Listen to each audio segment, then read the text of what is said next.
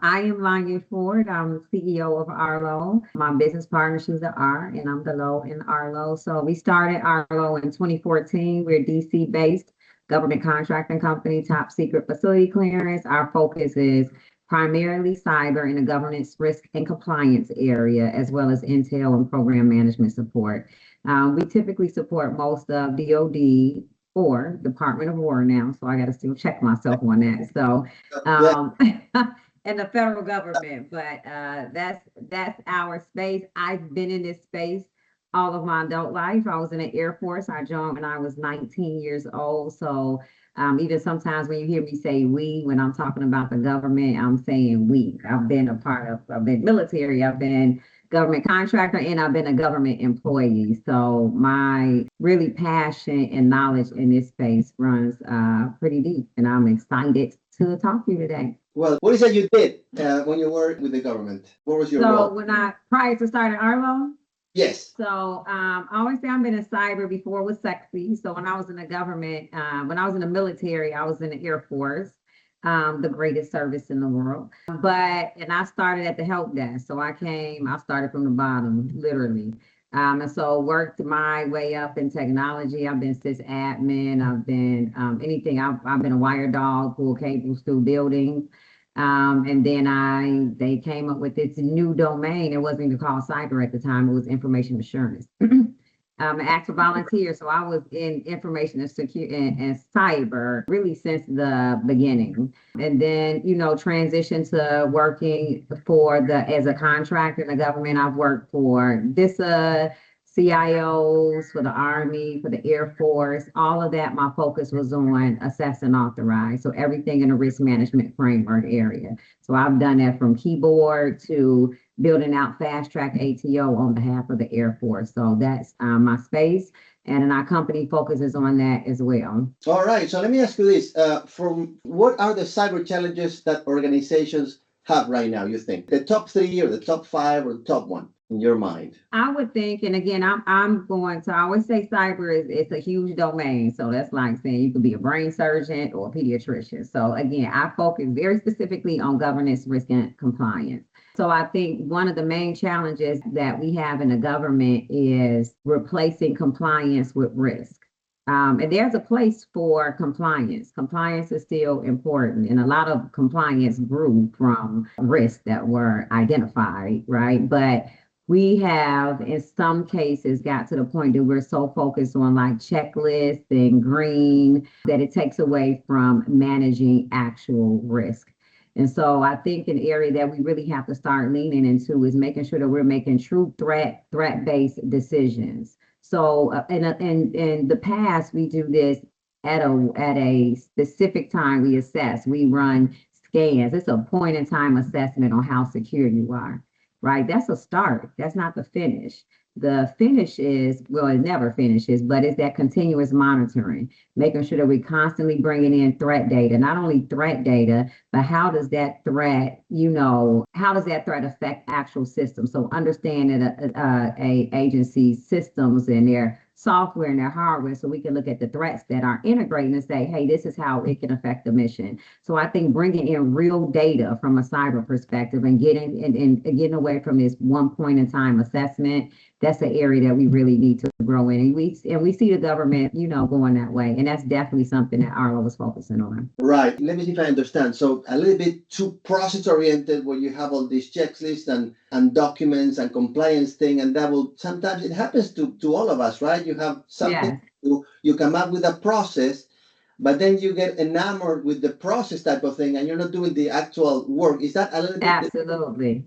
And absolutely, you hit it. You hit the nail on the head. We get too comfortable with this. Again, the checklist. Do you think leaders outside of cybersecurity really understand the risk, or is there still a gap? Definitely a gap.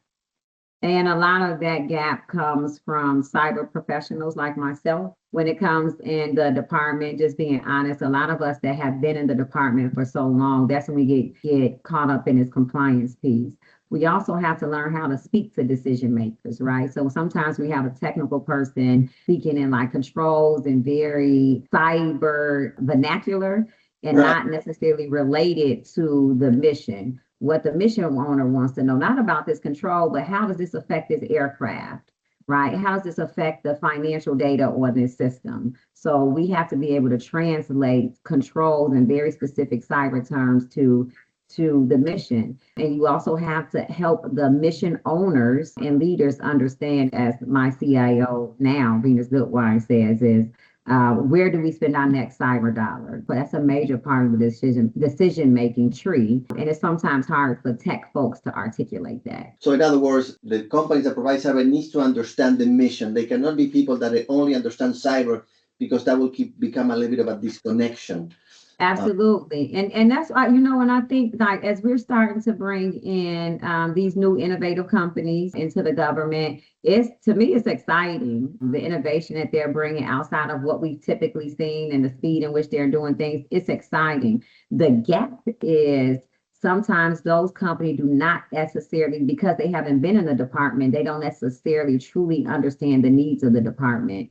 And this sometimes is very difficult for the customer to articulate it in a way that those vendors understand. So it's sometimes a gap there. And I think that once government and new industry really learns how to effectively partner, it's going to be super powerful. Saying if you have innovation, but you don't know the customer, maybe your value isn't that high. But it wouldn't be the case that sometimes innovative solutions work anywhere. Maybe not. No, I think, and I want to clarify, because I think the value is high. Where I think the struggle is articulating what the actual need is. So there's a lot that needs to happen, in my opinion, on the acquisition side, internal to the government, on the procurement side. If you're just throwing PWSs over with all these bullet lines and it's not contextual, and then you throw it over to a vendor and you say, vendor, go ahead and do this. And there's not a partnership and discussion to say, hey, I have this very specific, whatever tool or capability, how exactly does it fit, within what you're trying to do into your mission context? And sometimes that takes quite a few conversations, right? When you're dealing with things that are complex. In many cases, the acquisition process doesn't allow for that. Not in that kind of typical DFARS contracting space.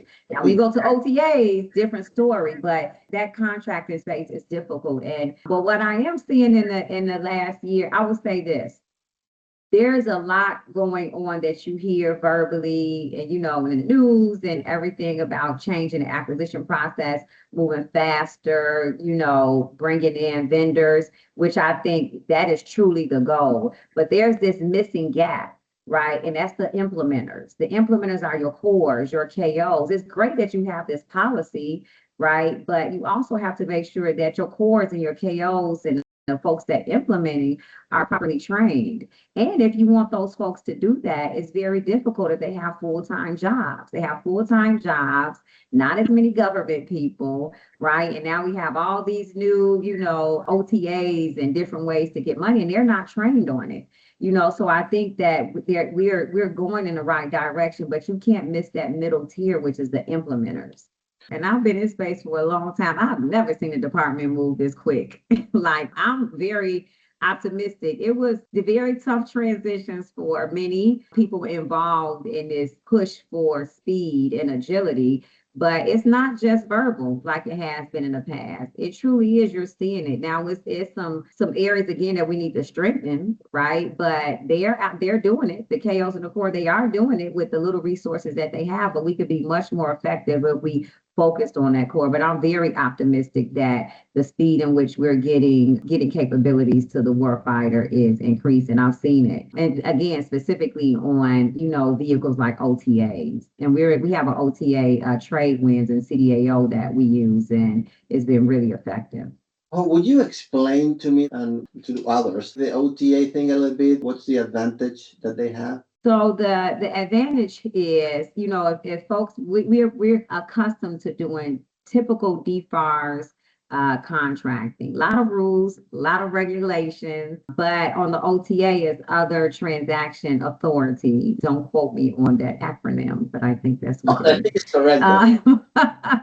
But hey, your company has one, so who cares? Exactly. Work. Yeah. If that's not it, I did a great job making it up on the fly. But OTAs, it allows you to prototype.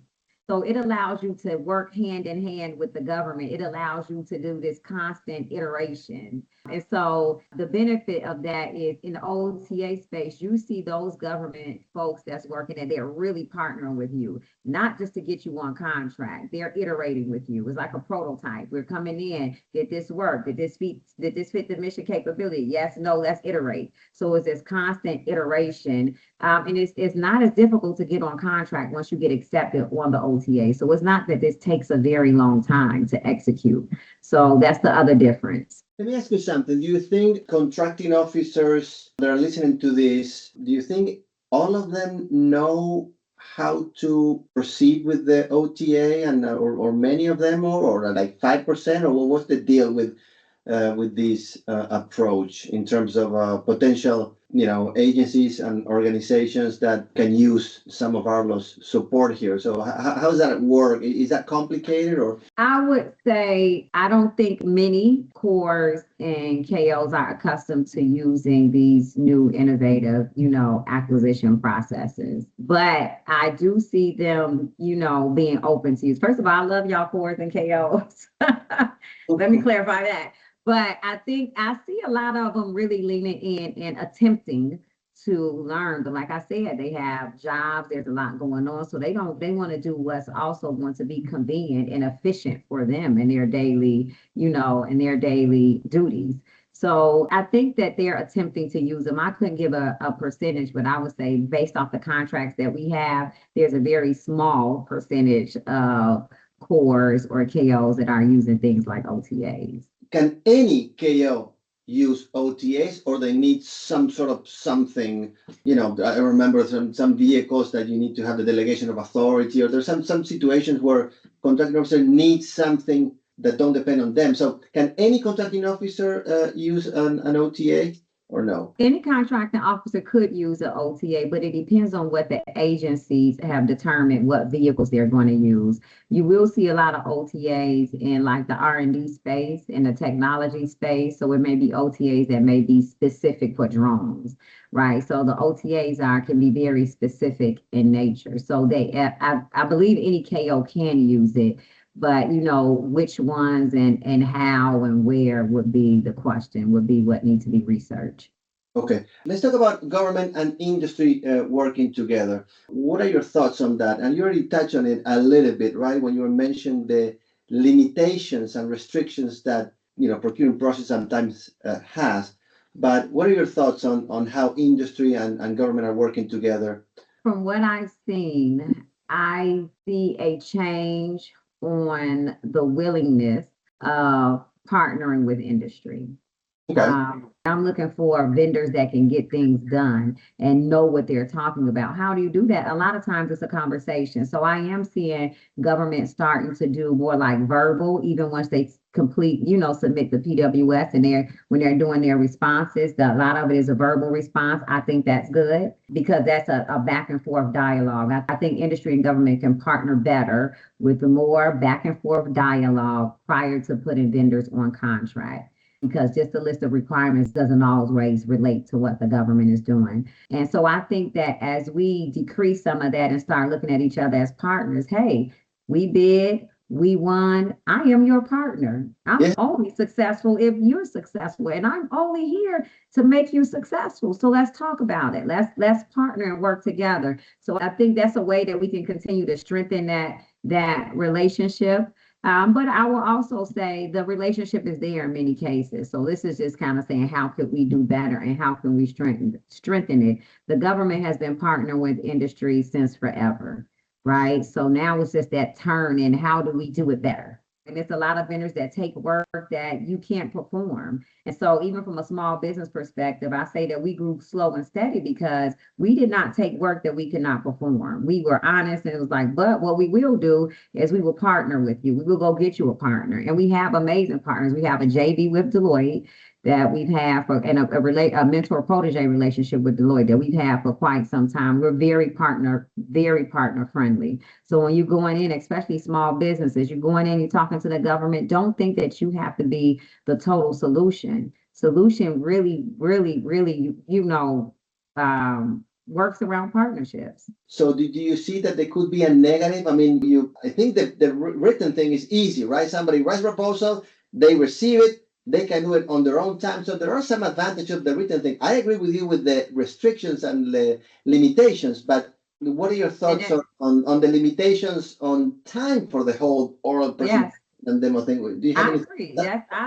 I am in agreement. It goes back to if the government, wants, if we're talking about agility and speed, you have to look at that core in that KO area, not necessarily even their training, right? The resources. How many of those folks are you putting out there? How many of them that's their full-time job? Because it's not, because that truly is a limitation.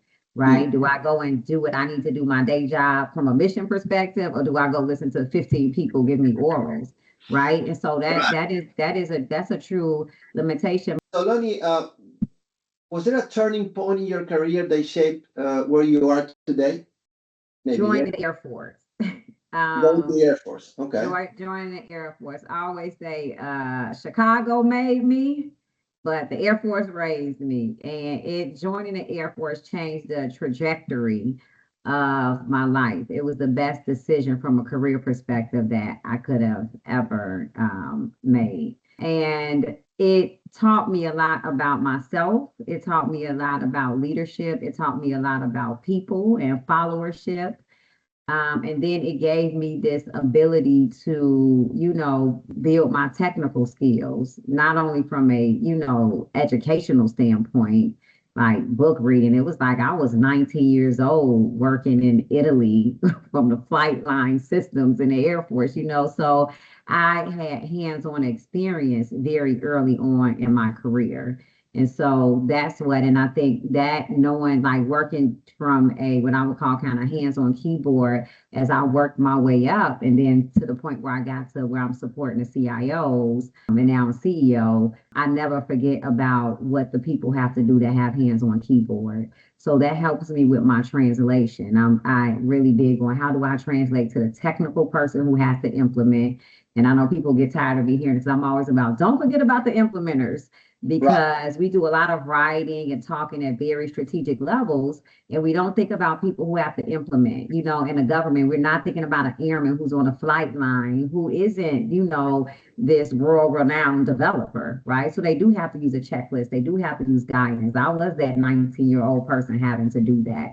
And so how do we take that strategic documents and direction that we get on a senior leadership perspective and make sure it can be implemented all the way down to an airman? And so that has helped me in my career, supporting the department. Of course. So you are supporting now someone who you used to be, something like that, right? In a way. Yes. Yes. I love it. Anyone that you can remember, any person in the Air Force that helped you to be who you are today? Any mentors or people that impressed in a positive way? In the Air Force. So it was amazing the type of friendships and bonds and protection I got for this across the board. And I needed it all. So I don't know if I have a specific, but I would say the community. The community helped me. So motivation, what motivates you to keep going? Or what should be the motivations? I think what motivates me in general, as far as in decision making, I'm always motivated to really do the right thing and do right by people, as far as from my decision perspective. So whether it's the government, whether it's my family, whether it's friends, whether it's my employees, I'm definitely going to make hard decisions. That's my gift that I don't mind, and that's not, I'll make those hard decisions. But I'm always motivated to do it in just an ethical way, in a way that's clear, while we both can understand and we all understand why these decisions are made. So I am motivated by, just being ethical and showing up as the best person that I can. And then specifically to the work that we do, for the government, I would say I am a true patriot. I am, right? I'm an American. I am motivated to make sure our nation is safe. I had the amazing opportunity to live in other countries. I've had the opportunity to see really what could truly happen if we are not secured. So from that perspective, that motivates me, right? Everything that we do and we do for the government, I know it's the security of our nation. And so that motivates me. And personally, my boys, I have a 9 and 10-year-old. Very rambunctious. I can't say bad because they're not bad. They're just active. But they motivate me. They motivate me to, I want them to see, and they want to see their parents, continuing to be successful, doing the right thing, being a good person, right? Focusing on a mission. I'm motivated to do right by them. What was harder than you expected about becoming a CEO? Or surprising? Well, I don't know, because I don't want to sound super cocky, because going from a tech to a CEO, it really was not that difficult for me. But I also had a business partner, right? And so, I had the ability to, and I'll say I have a business partner soulmate, because my business partner does exactly opposite, is interested in exact opposite thing than I am, right? And so we had a really good kind of division in our company on, because it takes a lot to run a company, right? You need someone that's going to focus on the compliance, the finance, the marketing, the HR, or you can't run a business. And so that really wouldn't be my ministry. So thank goodness that that's what, my partner heavily leans in, on. And for me, I am the people side, right? So my focus is on kind of that BD. Going to a CEO had that same type of flavor. So that part wasn't difficult, but I would say, and again, I had a business partner, but some things for, new tech CEOs or people to consider, like in general, is one, you are a visionary, but you really need that focus and that discipline. A lot of that is knowing what to say no to, especially when you a good idea fairy like me, right? So you have to, you have to know, what is it that I say no to, right? That's a part of being that. You have to be able to make decisions with not a lot of data, right? You really want to make data-based decisions as much as possible, but you have to also lean in on your intuition, your gut, things that you've seen in the past. When you go kind of from the tech side, you're mostly thinking about, who are the right people I need to get this done. So you have to understand that, am I hiring the right people? Am I training them correctly? And am I firing the people that should not be here? Maintaining high standards, maintaining standards and setting that energy. What advice would you give to a technical founder who's starting to grow a team, or who's starting a company, maybe? I had the benefit of having a partner. And I want to say that because I think you don't like the finance and the administrative part. You're more the So that's what I would say to a person that's starting a company, right? If it's an area you realize where you're strong at, and then you get some folks where you may not be so strong in, right? Or that you're not necessarily, that it doesn't excite you, right? So you do need that someone that's going to be in the front, the face, right? But it's still equal. It's very equal to the folks that have to handle the back end. It's not one is above the other, because you truly need both sides of the house. So my recommendation for a founder, they are a true tech founder, definitely get you someone that's focused on business and compliance. Compliance is heavy when it comes to government contracting. But and my other recommendation is, get you a bookkeeper and or accountant. Like, you gotta know how to count the coins. Yes. No, I love it. I love it. You have in your brain, I think, the idea of team. I think your approach for starting a company is the same approach that you have for supporting the government, right? As a partner, as a team. So I love it. Thank you, Lonye. Thank you so much. Thank you. Thank you.